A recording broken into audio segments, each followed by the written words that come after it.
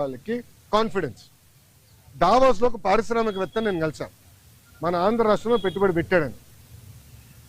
నాకు టైం లేదు బాస్, నాకు ఇంకో ఒక మీటింగ్ పరిగెడుతున్నా, నాతో నడవండి అని చెప్పి మన ఆంధ్ర పెవిలియన్ నుంచి భారత్ పెవిలియన్ వరకు మేము నడుచుకుంటూ వెళ్తున్నాం, ఒక 10 నిమిషాలు వాక్. ఆయన అన్నాడు, నేను జగన్మోహన్ రెడ్డి గారిని ఇదే దావోస్లో కలిసానికి ప్రయత్నించా, చాలామంది అడిగా, కలవనని చెప్పాడు అన్నాడు. ఎందుకన్నాడు, మీరు తెలుగుదేశం పార్టీ హయాంలో పెట్టుబడులు పెట్టారు కదా అంటే, మీరు తెలుగుదేశం పార్టీ కంపెనీ, అది వరల్డ్ రినౌండ్ కంపెనీ, కనీసం వాళ్ళ సమస్యలు పరిష్కరించేదానికి గత ముఖ్యమంత్రి గారు కానీ ఇండస్ట్రీస్ మంత్రి కానీ కలవలేదు. నేను మంత్రి అయినా ఐటీ వాళ్ళతో మీటింగ్ పెట్టా, వాళ్ళు కూడా చెప్పారు కదా మీటింగ్లో, ఫస్ట్ టైం గత 5 సంవత్సరాలు ఫస్ట్ టైం ఐటీ ఇండస్ట్రీతో మీటింగ్ పెట్టేది మీరు ఒక్కరే అని. ప్రజలు కూడా ఆలోచించాలి. ఈరోజు గుజరాత్లో 5వ బీజేపీ ప్రభుత్వం ఏర్పడింది గుజరాత్లో. దానివల్ల మీరు చూస్తే గుజరాత్ ఏమో స్పీడ్గా అభివృద్ధి కార్యక్రమాలు ముందరికెళ్తుంది. మహారాష్ట్ర కన్సిస్టెంట్గా మళ్ళీ ప్రభుత్వం వచ్చింది. సో కన్సిస్టెన్సీ ఉండే గల పెట్టుబడులు పెట్టేదానికి పారిశ్రామికవేత్తలు ముందరికి వస్తున్నారు, వాళ్ళు పెట్టుబడులు పెడుతున్నారు, ముందరికి వెళ్తున్నారు. ఈ మన రాష్ట్రంలో ఏమైందంటే 2014 నుంచి 19 వరకు ఒక స్పీడ్గా వెళ్ళాం, కరెక్ట్గా వచ్చి బ్రేక్ పడింది. బ్రేక్ ఎలా పడింది కూడా నేను చెప్తాను. పీపీఎల్ రద్దు చేయలేదా, ఒకే రాజధాని వద్దు 3 రాజధానులని ఒక రాజకీయ గేమ్ ఆడలేదా, దానివల్ల ఎవరు నష్టపోయారండి? ఆంధ్ర రాష్ట్ర ప్రజలు నష్టపోయారు, ఉత్తరాంధ్ర ప్రజలు నష్టపోయారు, రాయలసీమ ప్రజలు నష్టపోయారు. దయచేసి ప్రజలందరికీ గమనించాల.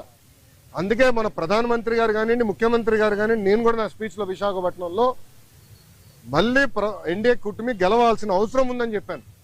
మాకు ఇంకా 4 సంవత్సరాలు 5 నెలలు ఉంది ఎన్నికలకి, 4 సంవత్సరాలు 4 నెలలు 5 నెలలు ఉంది ఎన్నికలకి. ఎందుకంటున్నానంటే కన్సిస్టెన్సీ ఆఫ్ గవర్నమెంట్ ఉంటేనే కాన్ఫిడెన్స్ ఉంటుంది. దావోస్లో చాలా మంది నన్ను అడిగిన ఒక ప్రశ్న ఏంటి తెలుసా, మీరు బాగున్నారు, చంద్రబాబు నాయుడు గారు మేము నమ్ముతాం, కానీ జగన్మోహన్ రెడ్డి అనే వ్యక్తి గెలవడానికి గ్యారంటీ మీరు ఇస్తారా అని అడిగారు. గతంలో మేము చాలా ఇబ్బంది పడ్డాము, మళ్ళీ జగన్మోహన్ రెడ్డి గెలవడానికి గ్యారంటీ ఏంటని అడుగు. అమర్ రాజా బ్యాటరీ మీకు అందరు తెలుసు కదా, అమర్ రాజా బ్యాటరీ ఒక brand. Amar Raja battery corporate headquarters Chittoor జిల్లాలో ఉంటుంది. వాళ్ళు కట్టే పన్నులో ఇన్కమ్ ట్యాక్స్లో ఆంధ్ర రాష్ట్రానికి ఎక్కువ భాగం వాటా వస్తుంది, ఎందుకంటే వాళ్ళ హెడ్ క్వార్టర్స్ ఆంధ్ర రాష్ట్రం. ఆంధ్ర రాష్ట్రంలోనే highest tax payer Amar Raja battery. ఆ అమర్ రాజా బ్యాటరీని వేధించలేదా గత ప్రభుత్వం?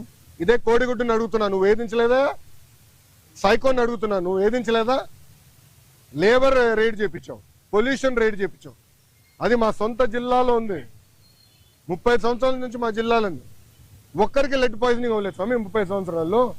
ఎందుకంటే వాళ్ళు highest ethics, highest standards maintain చేసే పరిస్థితి. అలాంటి కంపెనీని వెంటాడి ఏడిపిస్తే ఎవడొస్తాడండి పెట్టుబడి పెట్టేదానికి? ప్రజలు కూడా గమనించాలండి, ప్రజలు సీరియస్గా ఆలోచించాలి. ఎందుకంటే ఈరోజు ఒక్కొక్క పారిశ్రామికవేత్తను ఒప్పించేదానికి ఎంత కష్టపడాల్సి వస్తుంది మాకు. ఇప్పుడు కాగ్నిసెంట్ నేను ఎక్కడ కలిసానండి, కాగ్నిసెంట్ చైర్మన్ వాళ్ళ పెవిలియన్కి వెళ్ళి నేను కలిసాను.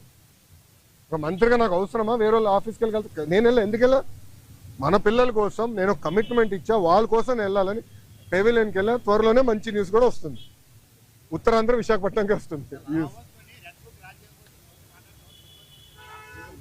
స్వామి ఏంటండి దావోస్లో కాదండి, జ్యూరిక్లో. ఓకే సార్, అమ్మా రోజా గారికి జ్యూరిక్కి దావోస్కి తేడా ఏంటో తెలియదు, నన్నేం చేయమంటారు స్వామి? పాపం ఆమెకు తెలీదు, దాంతో అవగాహన లేనట్టుంది. కొంచెం వాస్తవాలు ఏంటి, జ్యూరిక్లో మేము దిగిన రోజు తెలుగు వాళ్ళందరూ బాబు గారిని కలవాలంటే మండే ఆఫ్టర్నూన్ 700 మందితో, ఎందుకంటే అక్కడ అందరూ బాగా కష్టపడతారు ఉద్యోగాలకు వెళ్ళే వ్యక్తి.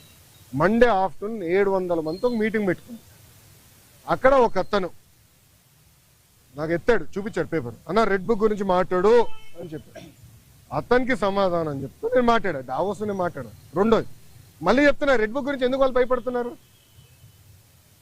రెడ్ బుక్లో విశాఖపట్నంలో చెప్పా, విజయనగరంలో ముగింపు సభలో కూడా చెప్పా. రెడ్ బుక్లో నేనేం చెప్పా, ఏ అధికారులు నాయకులు చట్టాన్ని ఉల్లంఘించి ప్రజల్ని, తెలుగుదేశం పార్టీ కార్యకర్తలను ఇబ్బంది పెట్టారో వాళ్ళని నేను వదిలిపెట్టను అన్నా.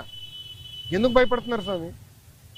చట్టాలు ఉల్లంఘించే వాళ్ళు అన్నాను కదా, ఎందుకు భయపడుతున్నారు? చట్టాలు ఉల్లంఘించలేకపోతే ఆగి ఇంట్లో పడుకోండి అంటే ఆమె భయపడుతుంది, చట్టం ఉల్లంఘించింది కదా.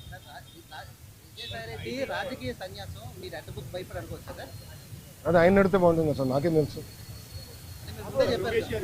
నేను చట్టాన్ని ఉల్లంఘించే వాళ్ళని ఇబ్బంది పెడతాను. నేను